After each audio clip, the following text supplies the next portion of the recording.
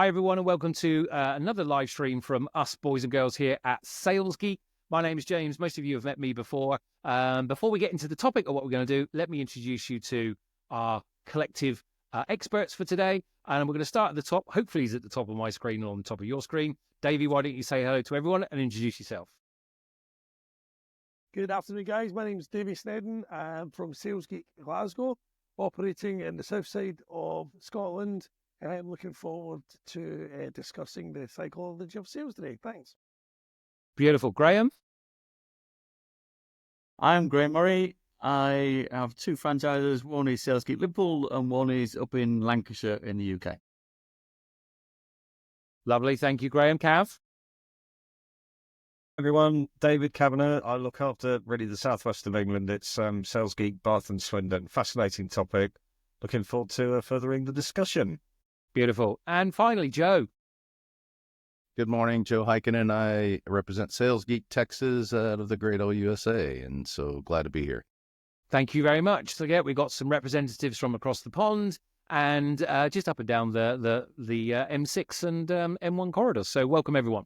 So today's topic was to talk about the psychology of sales and why it's important. We often forget as great salespeople that sales and salesmanship is a discipline. It is a set of arts, set of crafts, set of learned behaviors, soft skills, hard skills. And when you get really into what being great salespeople is and means and what it means for great sales connections between you, clients and prospects, etc., it's a really highly regarded profession. It should be a highly regarded profession because of the amount of skills you need to be able to use within it. And I hope many of you from the field of sales, account management, customer services, understand that you need to have a lot of things under your belt in terms of those skills to make you a more rounded and more effective person. At Sales Geek, we have a saying that salespeople need to only bring two things to the table, and that is honesty and integrity. Honesty and integrity breed trust. Everything else is a game. So go play those games. Now, I don't mean that you're going to lie, you're going to mistreat people, you're not going to mislead or any of that because you're breaking the first two rules, but you're going to use psychology tricks, for example, or techniques, not tricks. You're going to use some of the techniques that should be used and ingrained in you to create better communication pathways. So that said, we're going to get into that topic today, so let's go and have a little look. So 3 things we want to really go over. Got a panel of experts with us today, and the boys and girls here are going to put their input into some of the topics that you're about to see. We want to understand some of the definitions behind sales psychology and why it's important and what to leverage it. And then we're going to zero in on a couple of really useful techniques that we teach and we utilize a lot here at Sales Geek, but are very commonplace and should be commonplace out in the sales world. So we're going to talk a little bit about persuasion techniques. It's a really interesting topic. And we're going to talk about psychometric profiling.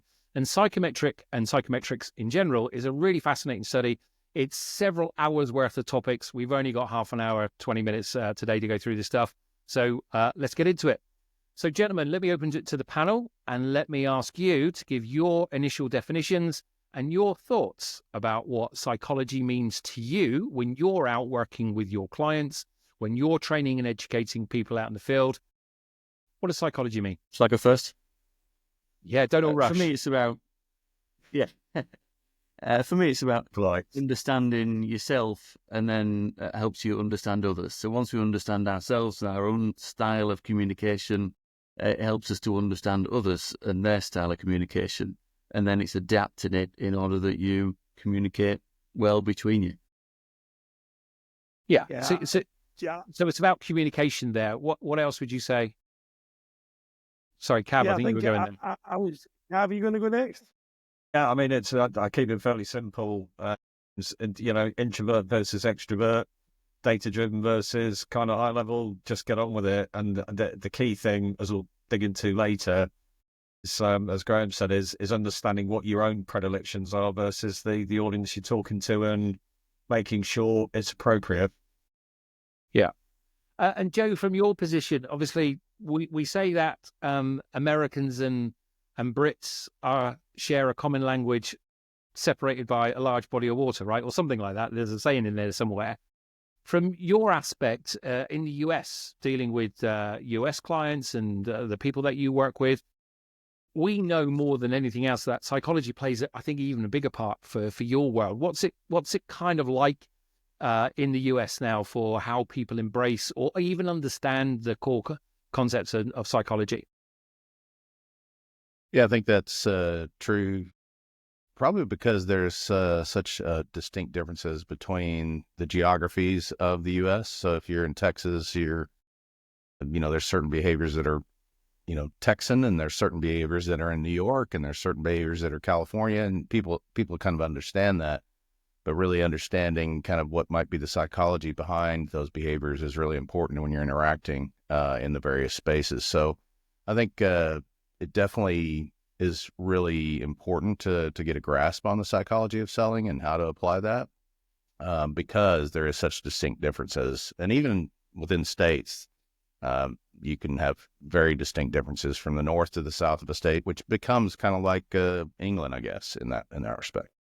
Yeah, true. I think we could all attest that how people approach and utilize psychology in Liverpool is often very different to people in London, and that north-south side of things, east and west, is a fascinating study all to itself. Okay, moving on, getting into it. So let's talk a little bit about some examples then of when we talk about psychology. It's a big field. It's a big topic. There's lots of stuff going in there. There are a lot of books you can read. There's a lot of fields of study that you can do. There's lots of really good YouTube channels that you should be listening to and watching. There's some very good podcasts about this sort of subject. And I do wonder, and I throw the question out to the wider audience listening, and I'll just ask the guys here as well, how many of you read books about this topic or listen to podcasts or watch a YouTube channel? I don't know, whatever the thing is. How many of you do that for yourself? So let me just ask that of the experts here. How many of you guys study this field or have studied this field? So, Graeme, you're quite an avid fan of this, I know. So what's your sort of field of study, would you say? I think the most famous kind of book to go to for me is Surrounded by Idiots. It's just an easy read that explains disc and the colours around disc. So that's one. Oh, look at that. And then, it's like people are preparing before they came on. It's the best. It's the benchmark, isn't it? It's one of the benchmarks for sure. Yeah. Yeah, I agree. I would go so far as to say not only is, and by the way, here's our top tips for you. It is about psychology. It's about Surrounded by Idiots. It's a great book. Thomas Erickson. I would encourage you to get the book rather than listen to the pod. You can listen to the audio simply because it's got full of pretty pictures. But if you want to go one further, you can get Surrounded by Bad Bosses. And if you're really going for it, go for Surrounded by Psychopaths. So they should be in your armory. All three of those books, if you are a salesperson, if you're a sales leader, if you just want to be just marginally to amazingly better, those three books are essential on your bookshelf. Who else is listening to stuff? What other top tips you got? Any podcasts? Any things to listen to? Sure. Who else has got cool stuff? So, James, I have a slightly different learning method. I'm not a strong reader. So more recently, I've been using podcasts and audiobooks, So I've actually just about finished Surrounded by Bad Bosses on an audiobook. But I seem to go on a lot better listening, using it in the car, using it for into time management as well. So struggle to focus when I'm reading. So audiobooks have really been helping me in that respect to learning. Outside of the sales arena, James, I think these are great life skills. Surrounded by Idiots has taught me a lot in just social interactions and why those conversations sometimes didn't go the way you expected them to. Yes, we're different colours. So it's a great illustration. Yeah, I think it transcends, doesn't it, just sales? We were talking about the concept today for upskilling ourselves as better, more rounded salespeople to use and adopt and embrace core elements of psychology and use it as an outward bound discipline in the field of work. However, there's also, it's about, as you just said there, it's about what you do at home as well. I use it with my kids. right? It's you should be using this with kids. You can do, and we're going to talk about DISC in a minute. You can do DISC profiles with children. Who knew that was a thing? But that's now a modern thing. So yeah, fascinating. So some fields of psychology then, as we get in there, some things that you might want to think about, things that you might want to start researching or getting into, or, talk to us. We can tell you more about it. So firstly, you got language tools. So language sets, language tools, and an example there is NLP. Gents, any of you want to throw in what NLP is? Neuro-Linguistic programming. That's the chappy. Okay, so neuro-linguistic programming. Again, this was born from decades ago from psychologists that used it as a language framework pattern system to help people that were to get through certain mind shifts and mind patterns and stuff like that. And it was a language technique to draw outbound conclusions and observations and work paths and stuff to go forward. It's all grand stuff. And then over the years, it sort of started to find its way into sales. And then people grabbed a hold of it. And the thing with NLP and what I find today, and I don't know what you gentlemen find, but NLP is people love it or they hate it. And I have found that NLP is very much a spectrum. At one end is borderline being in a cult. And at the other end, it's batshit mad. And then the other end, it's really useful for just helping certain language techniques get through certain challenges. And I give you a really good one in NLP that I like a lot, which is a reframing statement. And that is, you use it for objection handling. So someone comes at you and they give you an objection. So to test the objection, you might use a reframing statement. An example would be, Mr. Customer, the issue isn't insert issue, it's insert alternative, and that means provide benefit over the first one. So the issue isn't X, it's Y, and therefore that means Z. So Z trumps X through Y, if that makes sense. So it's a great technique, and it helps our brain move past what we think might have been an initial objection or initial mind flinch to a challenge or an issue. But it's there to test the objection. It's not to become a Jedi mind trick and put people past it. It's there to test something. Anyone use it? Just out of interest, out of you guys, you know NLP. Anyone NLP practitioners? Anyone know it? Not to any great level of expertise, but I do use the reframing piece in conversation. So yeah, not Jedi level by any means, but it's a very useful tool. Cool. NLP is big in the US, Joe, right? Oh, Joe, you're muted. Yeah, sorry, I was muted. I would say yes, because there's a lot of, coaches that are using NLP in their coaching sessions. So yeah, coaching is a good place for it. Yeah, it's usually, where they're trying to do coaching for individuals from various backgrounds, but I'm probably less so in the sales side of the equation from a psychometric profiling perspective, but definitely used in a coaching situation. Again, I didn't prep the book, but if I open my door, there's a big bookshelf behind my door, and some of us are working from home today, so apologize the backgrounds. But I've got there's a great book on NLP called The Little Black Book of NLP. If you're to have another book on your shelf, that is a good one. The Little Black Book of NLP. It's the more accessible aspects of NLP. Anyway, moving on. Let's crack on. NLP, language techniques, fascinating subject all to itself. The next side of things got skill sets, something like persuasion skills. And we are going to talk about persuasion in a moment. And then we have the really big stuff, things like behavioural modelling. And there's a number of behavioural models that sort of come into play. And psychometric profiling is a really core aspect to that. And we want to get into the meat of that in just 2 ticks. And the last ones that you might want to start to think about, start researching. There's lots of really good books on this stuff. So you got things like HBM, which is human behavior modeling. So you might hear stuff about human behavior modeling or buyer behavior modeling, that kind of stuff. There's a lot of really good, rich data books, really good YouTube channels that you can listen to that give you some really good insights to how humans react and think about that sort of stuff, how we buy and why we buy. There's a lot of really good, rich information in there. Again, it's all built on around the theme of psychology. And then, of course, we got general psychology. I would always say, and it was a thing of mine, I took up psychology many years ago. If I got asked a long time ago from several salespeople over the years to say, if I was to study something, what would I study? Negotiation skills, closing skills. What would I get really good at? And I've always said, go do a general psychology degree. Psychology will stand you in more good stead than most of those things together, because it teaches you the way to implement it, to use it, to utilize it in a way to create that better communication pathway. So there's some models. So let's get into some detail of those models. So we talked about, very quickly, a skill set. So this is an example of one of those skill sets, and it is the 7 basic principles of persuasion. Often coined by, what was his name? Robert Cialdini? Is that the book? Yeah, we've got the Robert Cialdini book. Most of you, again, another book you should have on your shelves. So now you've got 3, 4, 5 books on your shelf so far. It's doing all right, isn't it? By the time we finish, you'll have 7 or 8. So that's amazing.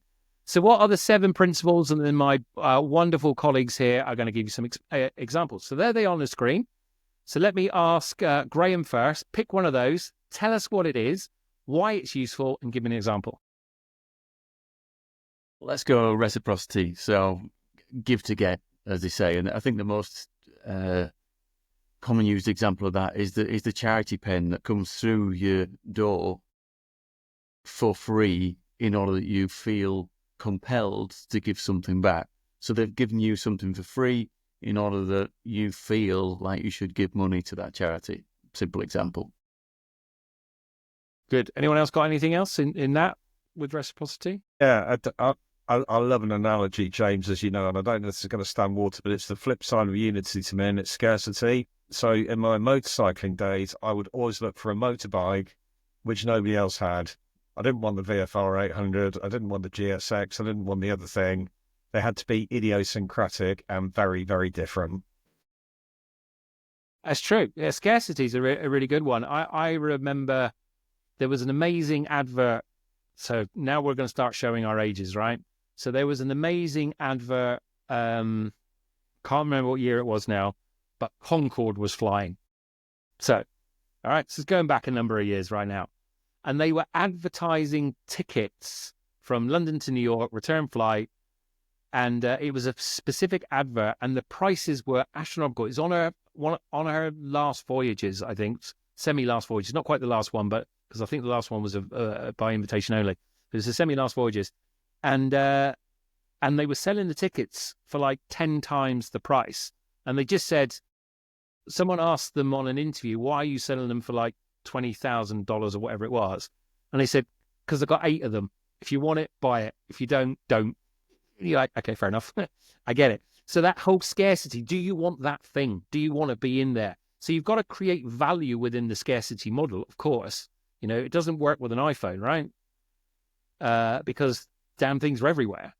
But it could work with a rare conditioned version or something with a special color or something like that, because every now and then iPhones bring out different colored versions. So yeah, scarcity is a really good one. Joe, give us your favorite. Which one of those do you like and why? I'll go with the principle of liking. There's like the concept of everybody in sales has heard this. People buy from people they know, like, and trust. So it's really important principle. But there's really kind of 3 things that create that, and we like people who are similar to us. We like people who pay us compliments. Go figure. Yeah. And we like people who cooperate with us toward goals or want to achieve the same goals that we want to achieve. And so those 3 principles are really critical to the principle of liking. And there was a couple of studies that I came across not too long ago about this, actually, where there was some students, MBA students, where they basically were told, look, time is money, get straight down to the business. And in that group, 55% of the people were able to come to an agreement. And then another set of MBA students were given the guidance that before you begin the negotiation, talk about personal information with each other, look for similarities where you share common interests, and then begin negotiating. And in that group, 90% of the people were able to come to a successful negotiation. So there is a distinct difference there. Now that's one study clearly, but it can definitely have some power behind it. Yeah, I totally agree. It's a really good example. Thank you, Joe. Davey, what's your favorite? Got a couple left to pick from. Okay, I've got authority. So yeah, just being able to understand if somebody has the budget and the authority to when you're selling to them. kind of got an example of this afternoon at an appointment I had with a potential client who I knew they were an influencer in the decision-making process, but they didn't have the authority to make the deal or not. So I knew that it allowed me to help manage my time with there. So I wasn't going to spend all day trying to close the deal because I knew there'd be a further meeting required. So yeah, authority for me. Cool. I think your microphone's a little bit quiet. I'm not sure, but I think some of us got that. But you just might want to just speak into the microphone a little bit. Sorry about that. So I'm going to pick social proof. So social proof has always been well established through history. If it can be demonstrated, viewed, observed, and experienced outside of the one-to-one interaction within the model that you're trying to achieve, we are more likely to be persuaded by it. If others are talking about it, which also combines liking, it combines unity, it combines an element of authority as well, we are more likely to see it because socially it has been proven somewhere, whether we're using testimonials, whether we're using examples. Trustpilot is a really good example of that. Those sorts of things add to the subconscious level that, if others are liking it, I will like it too, because we also collectively like to like things that others like. So that helps along as well. So there you go, 7 principles of persuasion. So the thing about the model, though, is the skill set. It should be within vocabulary. It should be within your written language. It should be built into a sales process, a sales cycle, and how you do what you do. You should build propositions around the 7 principles. And often when we go into organizations, it fascinates me, and I'm sure it does my colleagues here, how many organizations and salespeople don't build the core basic 7 principles into a value proposition, right? So take us, Sales Geek. Reciprocity is a core aspect of what we do. If you follow any of us, and we would encourage you and love you to come and follow all the grand gentlemen on this particular call, you'll find us all over LinkedIn, all right? And we're dropping truth bombs and nuggets and bits of information that is valuable to people that find it valuable, but it's reciprocity. We're not doing anything for it. We're just happy to give it, and people might comment back on that, and sometimes we get an occasional phone call, etc. So reciprocity is a core aspect of what we do. We live in a world of authority. Currently, right now, if you come and engage with us at Sales Geek, there's over 1,200 years of collective experience, and that's just between the 5 of us. We know a thing or two about sales leadership, and how to do this stuff. All right. So come speak to experts. Experts know. Unity. I'm not that old. Sorry. No, you are. I'm you not are. that old. You are. So 7 principles, build it in. That's a core aspect. And if you're not thinking about it, there's your next top tip. Right. Moving on to some more interesting stuff. So this is where the boys and girls get really excited because we love this topic. It's underutilized. So we're talking about some of the psychology principles. We've just given a really good example there. But they work, and they work better if you understand the personality and behavior model of 2 things. You understand better the behavior of yourself and why you are like what you are. And then, this is the really tricky bit, understand who you're talking to.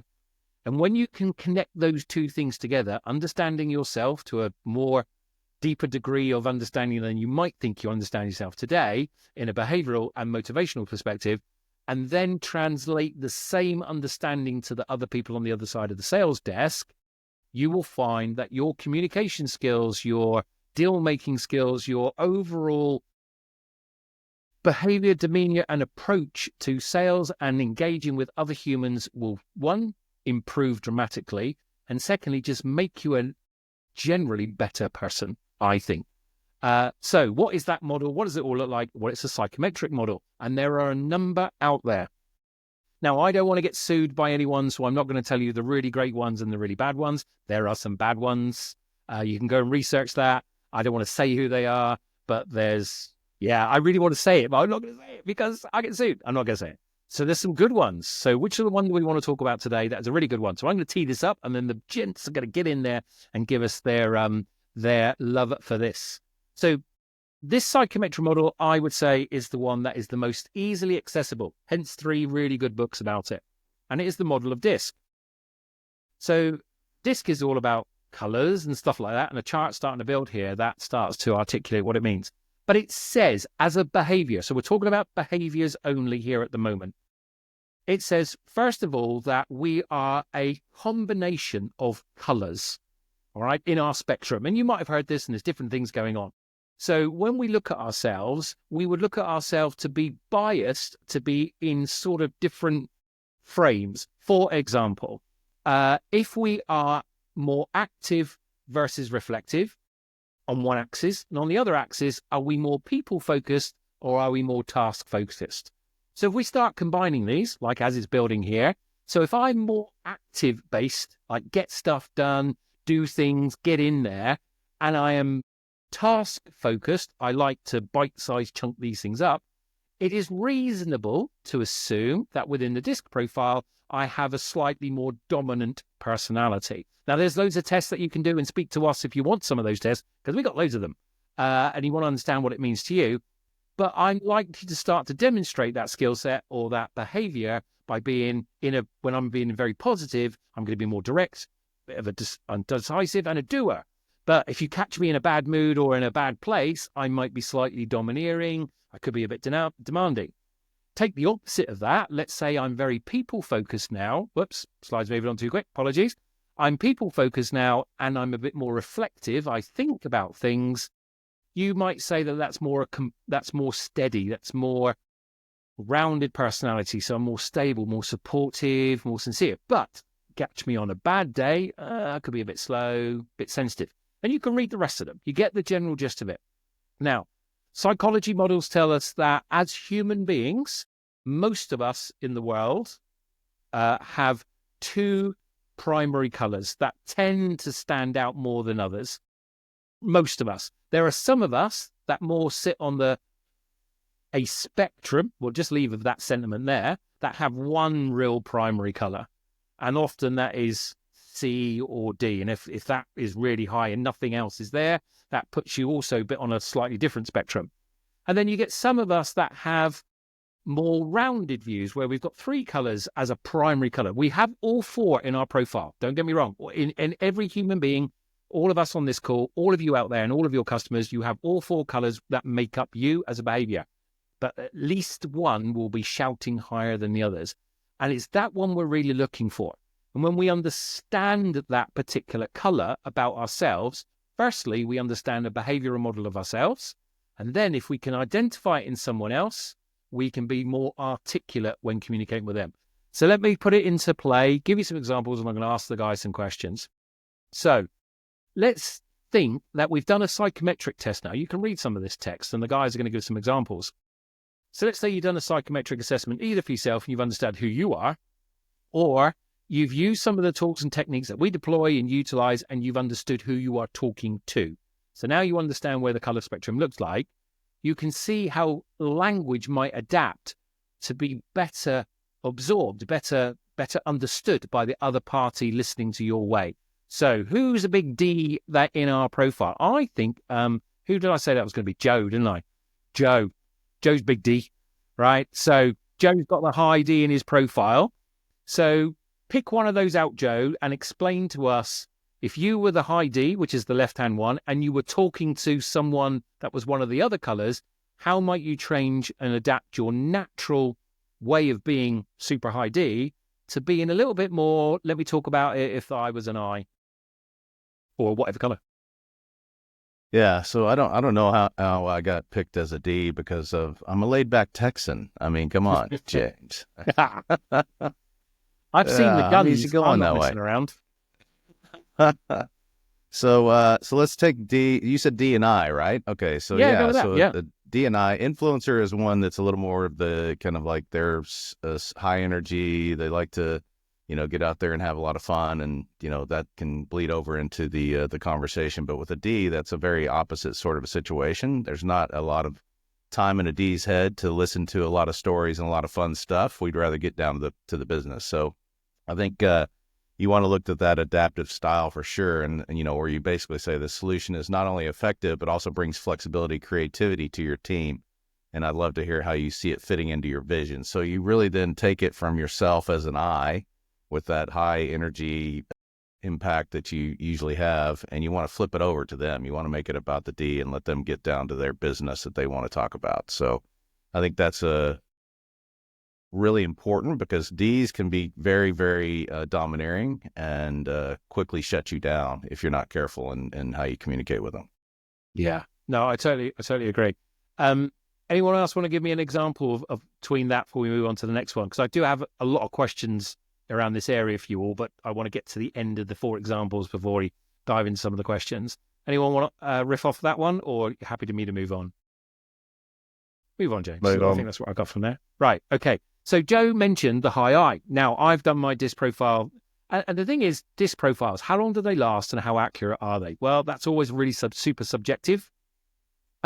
So typically, most psychologists will tell you that they will last if your life is just, well, we'll go with ambling along. There's no main dramas in your life. It's just an everyday life that you lead. A decent DISC profile will last you somewhere between sort of 3 to 7, maybe a stretch out to 10 years, depending on what your age bracket is. It does morph a little bit as you get a little bit older, as you start to mature into different thoughts, ethics and morals start to adjust a little bit and all those sorts of things. But broadly speaking, it'll be roughly the same. The only time it dramatically changes, where you might shift completely from a D to an S or an S to an I, etc., is when there's been a major change in your life. So something like a death in the family, a divorce, sometimes a house move and stuff like that. But broadly speaking, if there's no major challenge in your life, then these reports, if you're doing them or whatever your style is reasonably stable for a period of 3 to 7 years is the main period. Can go as high as 10 though. Now myself, I've done my DISC profile a number of times, and for those of you that haven't twigged it, I am the Energizer Bunny and I am high I. Okay, so it's lots of hand gestures and it's very excited and it's all about, ooh, shiny, let's go chase these things. So I can annoy people, as some of my colleagues can attest to, quite a lot when I start to talk to them in my own personal style. Now, Graeme's going to give us a really good example in a moment, because Graeme is the natural opposite to me. He's a high C. And therefore, when I go at Graeme with super high I, Jamesy behavior, such as, look, if we look at the I to C language down at the bottom, you're going to love how exciting and creative this solution is. Graeme's going to get a twitchy eye. And he's going to like, yeah, maybe I won't do it. Maybe you need to calm down a bit. And he's not going to, he's super polite, is Graeme, and he's not going to tell me that. And he might give me all the buying signals. He might give me all the right things just to shut me up and get me out of the room. But is he really going to buy from me? Maybe, but the chances are much slimmer. And the reason why they're much slimmer is I haven't spoken to Graeme and tempered my own style to match and mirror as much as I possibly can Graeme's way of understanding the solution. And what we're trying to do is create an understanding between us. So I'm going to say the same things. I'm going to say, listen, Graeme, I know you value structure and data, because I might have worked that out about him. Now here's clear, logical breakdown of how this solution works and the results it delivers. So I've said broadly the same thing, but what I've done is greatly increase my propensity that sentiment lands well. If I continue me being me, which is what I'm going to come all the way back to the sentence that we said at the beginning of the call, which is, you only have to bring 2 things to the table: honesty, integrity. Those 2 things bring trust. Everything else is a game. This is a game. Play it, learn it, understand the rules, play it, have fun, enjoy it. But if all I'm doing here is tempering my high I to meet what I know is a model of mindset that Graeme has to just tie our communication language better together. Would that be fair, Graeme? Yeah, I was just going to say that you revealed yourself as a high I when you said that you like books with pretty colours in it. It's so true. It's so true. It's so true. I tried listening to it as an audiobook, and I'm like, yeah, but I can't see the pictures. I need pictures. I was going to say a perfect example right in front of us was just how long it took me to go through the D example and how long it's taken James to go through the I example. Yeah, there you go. There you go. Boom. Big Joe, straight to the point. This is what it is. Bang, bang, bang, bang, bang. Do that. Job done. Me, I've gone round the houses, and effectively I'm still going around them. So I'll shut up now. But anyway, Graeme, it's the right thing, right? It is, yeah. I would listen to the one on the right, but less so the one on the left. Yeah, exactly right. Anyway, I'm going to move on now before I get shouted at. Right, okay. So, high I to the colours. Now, what about the S? Now, this is a really interesting stat I do want to bring up. So there are some really good studies out there that you can go and read about what the percentage of humans are in each of the colour spectrum. Let me just ask you guys the quick question, see how much you know your homework. Of the overall population, this is an estimate, of course, all right? But there are a number of books that back this data up. What do we think the population, human population has high S as their primary profile? Percentage of population. It's the most, isn't it? 60%. Yeah, 69%. 69% of human population is a high S. All right? That's really fascinating to know, isn't it? So sometimes the thing that we, and it's going to play out in a slide in a moment, that we wonder why we get ghosted. We wonder why people don't connect with us or want to talk to us and stuff, because of a very particular trait that S's have, which comes up in a moment. So I can't remember which one of you guys was talking about it, but tell me about S, Cav and or Davy. See, my microphone's working. Can you hear me a bit better? No, can't hear you at all, dude. I don't know what it is. I'll take this.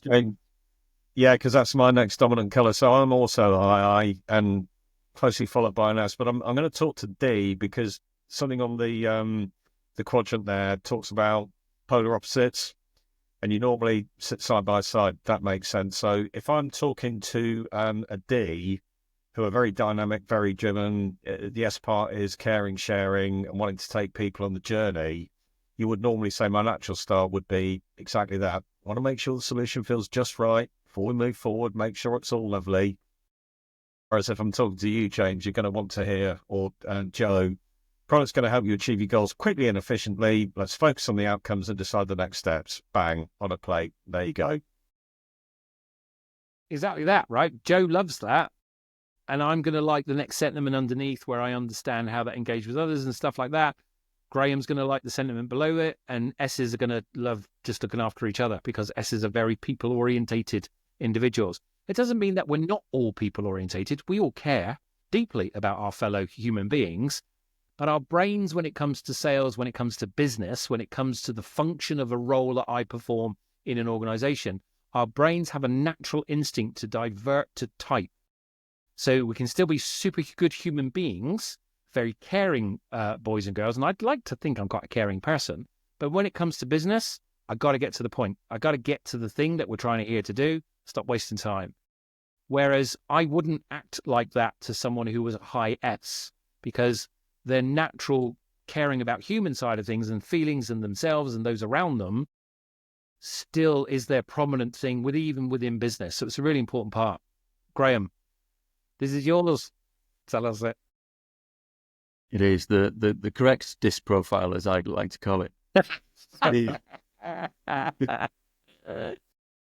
No, so I'll go with communicating with a D. So that the natural style. I'm actually high D and secondly C, but I would bring logic and detail to a conversation if I was high C, and naturally that's not necessarily what a D wants. So if I'm pitching to someone, I would assume that they're a D first, keep it concise, talk about the outcome, and then stop.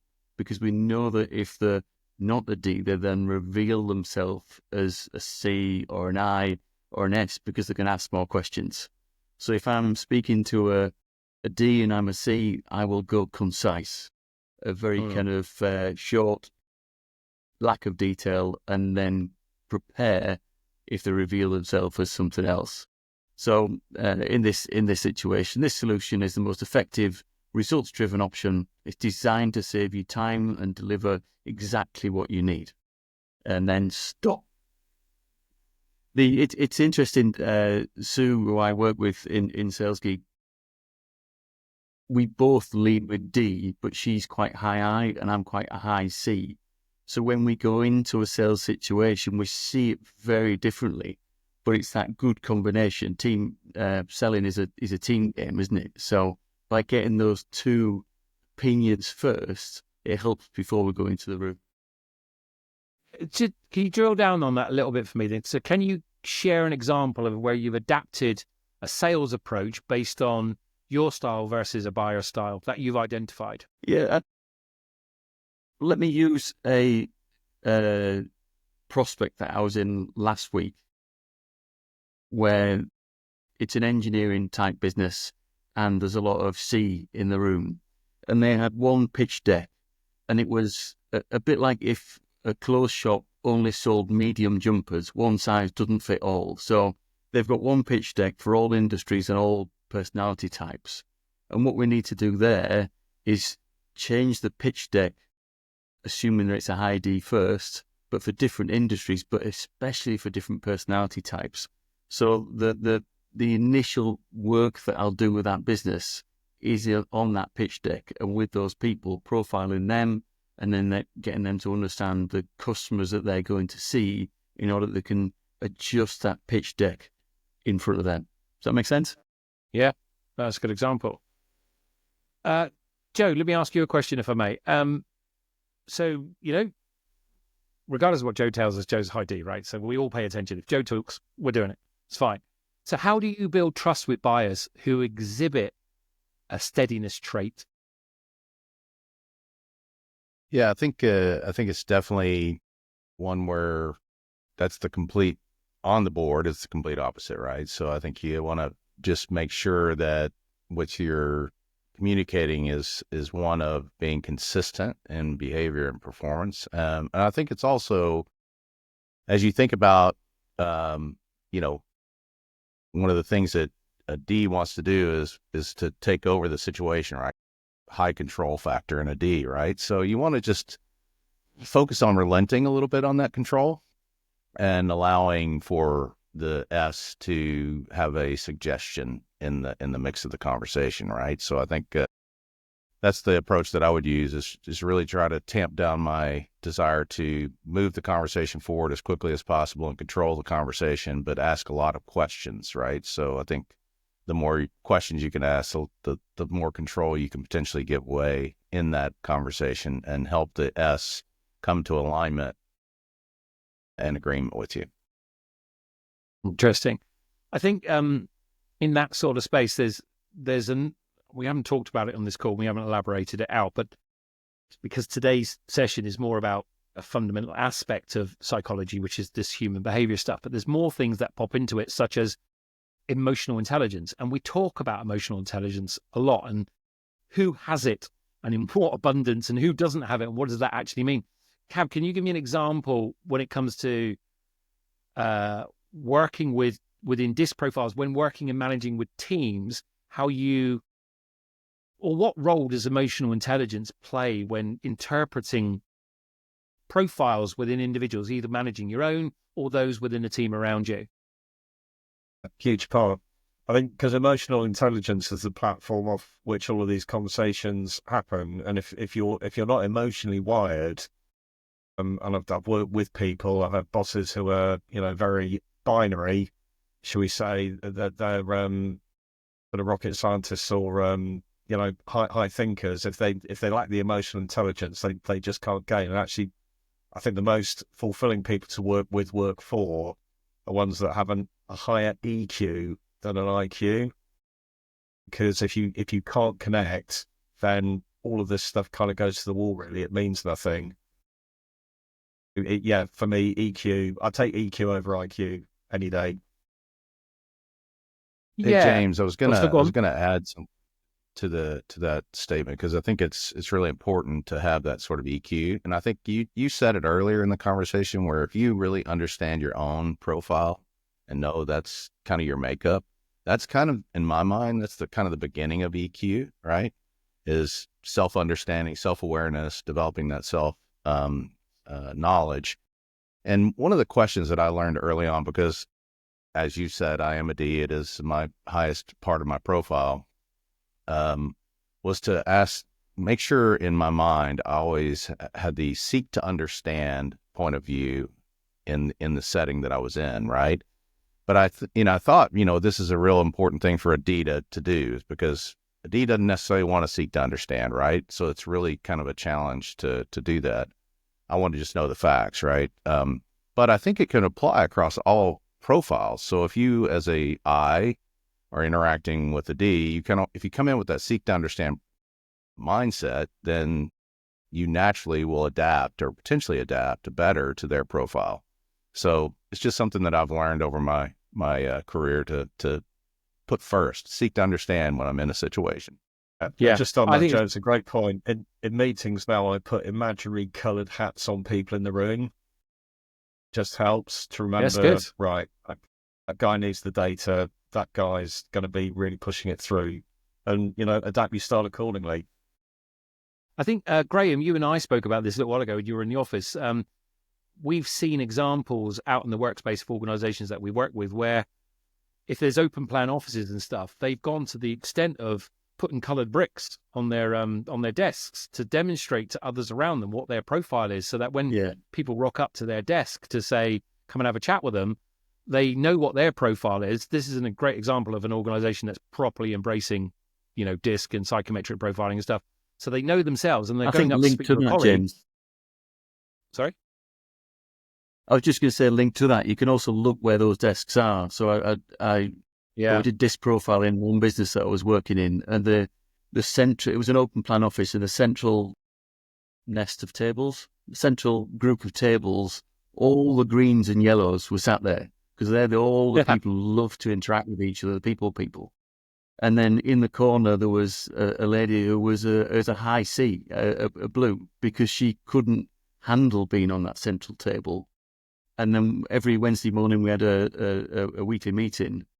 The leader, who was a high D, came in last into that meeting, sat down and cracked on with business. So you could tell where people sat in an office. It gives an indication of what colour or what DISC profile they are.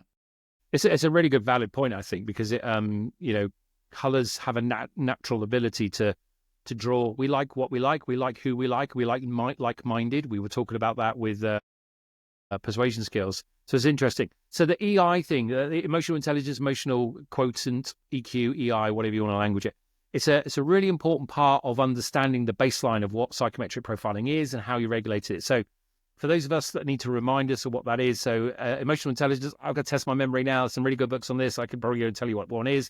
So emotional intelligence is made up of 5 core areas, right? We must remember self-awareness, know yourself, know who you are and be conscious of it. And I think we observe this a lot, that people think they know themselves, but it's the lack of consciousness. I don't mean you're asleep, but it's the lack of self-awareness that really is a very telling part of salespeople. We see it. They talk about themselves, they talk, or whatever. High eyes are lower on the EI side. So you've got to be very conscious. That self-awareness, you have to be constantly thinking about it. Self-awareness breeds self-regulation. So if you understand the awareness, you can regulate those things that might be hitting the edges of comfortableness for other people, yourselves, or those around you. When you combine those two together, you create a baseline for motivation. And motivation has certain drivers, certain behavioural patterns, certain models within it that help us create action. And what we're trying to do as good salespeople, what we're trying to do as people through communication patterns is to create motivation. So motivation to act, motivation to do. Ideally, we want them to buy your product, do your thing, whatever the stuff is. But we want to motivate to move forward. And moving forward to a closure, i.e. we've lost the deal, we aren't doing it, that's also a good thing. Move forward. So firstly, build self-awareness, create self-regulation. These two things create motivation. And then the last two, develop empathy. All right? Great understanding of psychometric profiling starts to understand where empathy sits, which was to Joe's point, coming with that curious mind, coming with understanding about others around you. And that comes from empathy. High S's have it. It's slightly less obvious in high D's and C's, but it is there, but you need to bring it more to the fore. And ultimately, you'd wrap these 4 things into social skills. Now, today, that EI has always been those 5 core tenets, but today, under psychology, under our greater understanding of human behavior and all this sort of great stuff, there's some more modules in there, more things you can go and advance yourself on, go and learn about. So other components of EI include things like social awareness. So how do we present now on platforms? How do you do it on LinkedIn? What are you like when you are engaging on Facebook versus something else, etc.? Your personal views versus professional views, example. Relationship management. Relationship management is an entire field to itself. Not going to cover that, but it's a whole thing. And then two really cool component parts here, stress management and self-mood regulation, which is not the same as self-regulation. Mood regulation and stress management are really critical aspects of understanding that core underpinning behavior. But those core elements, they're the things that can be measured, by the way. All of this can be measured in a human being. We can test for it. We at Sales Geek test for it all the time within people that we work with in businesses. And then from there, you can build out really effective communication pathways between you and other people around you. Anyway, it's enough about that. Let's do the last thing about DISC. And yeah, doing all right. Okay, so the last thing I want to put up on the screen is to give you a little cheat sheet. So this is something we use here in Sales Geek. I'm just going to let it build and we'll pick some areas. So this cheat sheet, I have to be careful how I say that, gives you some dialogue and a way to think about what interactions look like. So across the top, we've got the four colors, right? We have our high Ds, our high yellows. So this is assuming these are the super high elements of the spectrum. And down the left-hand side, we've got some scenarios. And if you start to think about engagements with people within these scenarios, it will make you a much more effective communicator. And I'll give you one example and we can build up a few stories from there. So for example, let's take the top one. When you back someone into a corner, and we've all been there as salespeople, right?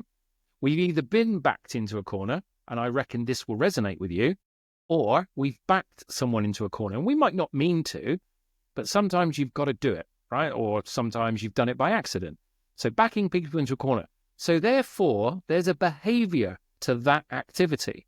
And we, us five here on this call, you at home listening to this, or watching this, whichever one you're doing, and your customers will act accordingly. So the high D personality, the Joes of the world, and Graeme with his slightly higher D, although I would contest that, they become very autocratic.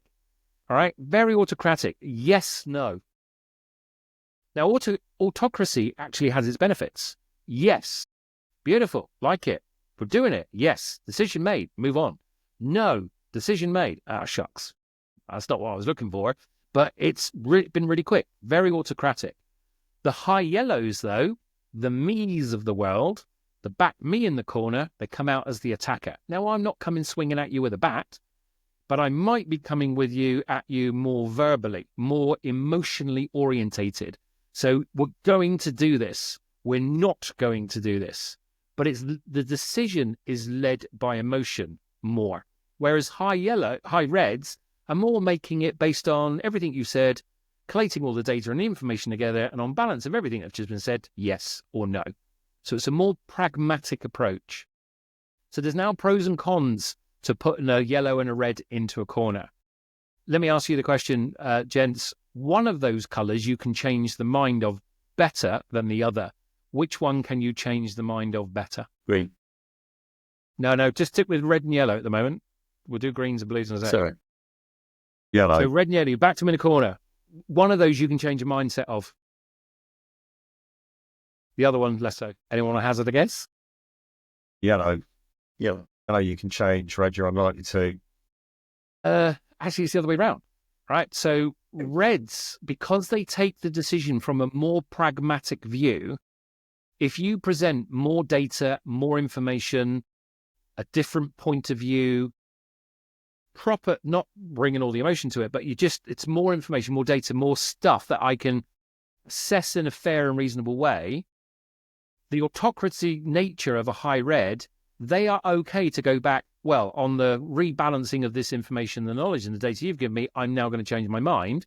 That is more likely to happen with red. However, yellows, because they lead more with emotion, they become stubborn. And for those of you that know me, and my wife would be out the door now, and she'd be desperate to peer through this door and go, oh yeah, that's him. All right? So if I make my mind up and I've made it from a point of emotion, I am less likely to want to change that mind, because partly I'm stubborn and partly I don't like to be proved wrong, right? And that's a yellow behavior. That is a trait. So backing a yellow into the corner is really dangerous unless you know they're coming out swinging your behavior in your corner. If they're coming out swinging for you, great, let them go. They're like a wrecking ball into the business. Off you go. But if they're not coming out swinging in your behavior for your side, very hard to change their minds because they just dig their heels in. Whereas a red, like, yeah, new information. Let's do something different. Fine. Now, take the same scenario though. Let's now apply that to a green and a blue personality. So you put a green into the corner, they become avoiders. We've all met them. 69% of the global population. They try not to make the decision. They try to avoid it, slinky out, whatever the thing is. I'll come back to it, whatever. And it's because greens don't like pressure. Whereas high blues are more likely to concede the thing you want, and then they will renege on it later. Because the pressure is off, you're not in their face, and I can change my mind later. So if you're ever wondering why you've engaged with someone and you haven't quite got an answer, and then they went for it, and then 2 days later you got the cancellation through on your order, it's because they were probably a green-blue or blue-green in their profile. And they did anything and everything they could do to get you off their back. And then when you weren't there applying pressure on them anymore, not backing them into the corner, they got rid of you. And we see this all the time. So backing people into a corner is a thing that happens. Try not to do it. It has a definitive outcome to reds and greens, reds and yellows. It's more slippery with the other two colours. Does that make sense how the cheat sheet works? We'll just work through a couple of examples. Another one that's really good is the measure value in you. If we think about psychometric profiling in the sense of we're trying to seek understanding of ourselves, the EI piece, the EQ, and we're trying to seek understanding of others around us. Therefore, we are trying to build value. We're trying to get the other party to say, yeah, I like this engagement. I like that individual, whatever it is. I trust them. I like them, whatever these things are. So therefore, you are measuring value at a subconscious level. We all do it. These gentlemen here measure value in me. I measure value in them. We all do it in a sales environment. It happens, but it's done at a subconscious level. So the high red, Joe, little bit of grey, they will measure value in you by the results you end up delivering, right? They're not so worried about how you got there. They are interested in the results it generated. Now, there is a time limit to that. You can't be generating results in weeks and months' time if it's a here and now thing. But it's the result that matters, that generates the value. Yellows like the support and applause. Now, that's not backslapping and all the rest of it. But what it is saying it's appealing to a yellow's. So you which one? Cav, you're yellow, aren't you, on your profile? Yeah. So talking to Cav, it would be something like, listen, Cav, you've changed out. So let's say I was selling a CRM system. I'll pick something random there. So now I'm in there. Cav, you've changed out a system in the past. What was the system you changed? Cav tells me the system. And I'll say, listen, what did you do? What was the thing that you did that you went through the change program? What was your approach to this? What was your methodology? How did you do it? And how did you decide that platform was the one? Cav tells me a story. So what I would do is support that decision making. That was a really good choice. I like what you did there. That's interesting. Why did you do that rather than that? So it shows Cav an interest in him, but an interest in the right decisions he made. Does that make sense? That's where value will come from. If I just go, oh yeah, no, that's interesting, doesn't mean that doesn't generate value, but he's going to be a bit sad there going, dude, I've just told you how I've done an amazing thing and you haven't paid a single bit of attention to it. Whereas greens, it's about attention. You're not going to send them flowers. All right, we're not on a dating agency here, but you are going to make sure that they're okay. That I'm just going to make sure that we're going through this buying process. You're in the sales cycle, Mr. and Mrs. Customer. I just want to make sure you're all right. Are you all right? Are you all right around you? Is everyone all right? Can I do anything for you? You okay? And we're just leveraging that you're okay piece. The blues, however, Graeme, they really want to understand a lot more about the activity. So the result is just as important, but they want to know you're on it. So rather than deliver a result in 2 weeks' time, you're also keeping them updated at landing points throughout the week or 2 weeks to say, here's where I'm at, here's where we're doing, here's where I'm up to. So it's showing activity within that. Would that be fair, Graeme? Absolutely. If any of my customers are on this, they'll know exactly that we talk about the activity that leads to results. So, yeah, guilty as charged. See, hi, blue, mate. You can rest that red stuff. That's rubbish. I'm only joking. So I'm not going to go through too anymore, but gents, I'll just open it up to the table. We've got the last few minutes left here, and then I think we're done. All I want to say on this is this kind of encryption. Take a photograph of it, or reach out to your local geek to get more detail about how we do what this does. So what we will end up doing if we ended up in your organization is we profile everyone that's in the business. We build out all the personas about what you are like, what it is, the optimal salesperson, all that sort of great stuff to engage out in the world, and then we build the personas of the people that you sell to. And then we map these models between you and them, and we create better pathways of communication through lots of stuff that we do. Won't go into that sort of level of it today. But this is really important. This is the real gold dust of what will make you better communicators. Sales is about two things only. Bring honesty and integrity. They'll build trust. Everything else is a game. Go play those games.